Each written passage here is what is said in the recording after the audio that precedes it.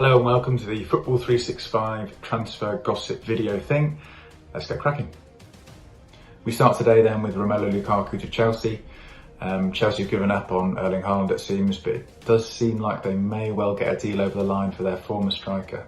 Now, we reported yesterday that Inter would not be bullied into selling Lukaku. Chelsea came in with a bid of £86 million plus Marcos Alonso, which Inter are not willing to accept, but as it turns out, just a little bit more money and they will roll over.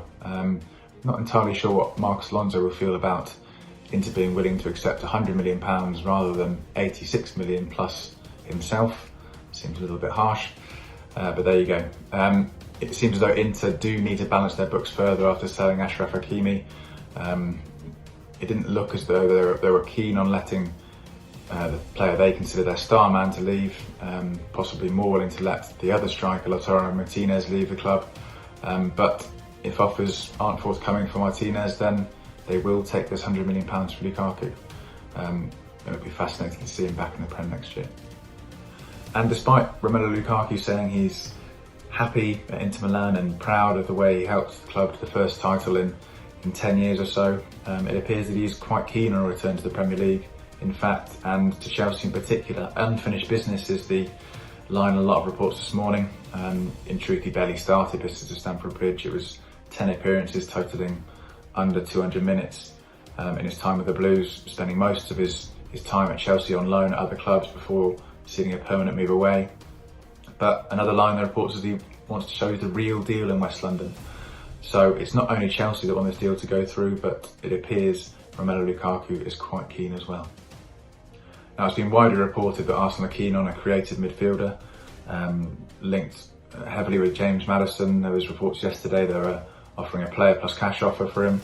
It remains to be seen whether that will go through, but another player that they were keen on certainly was Martin Odegaard after his successful loan spell last season.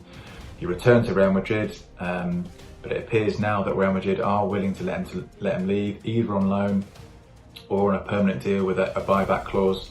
I think sorry, I was looking at my screen here. The figure they're wanting is around 50 million euros, so about £42 million for Odegaard, which would be significantly less than Arsenal need to pay for Maddison. But in some fairly stinging news for Arsenal, Liverpool are also keen on Odegaard. Apparently Jurgen Klopp is in love with the Norwegian playmaker, and they could be set to make a move as he feels he's perfect for that Liverpool system.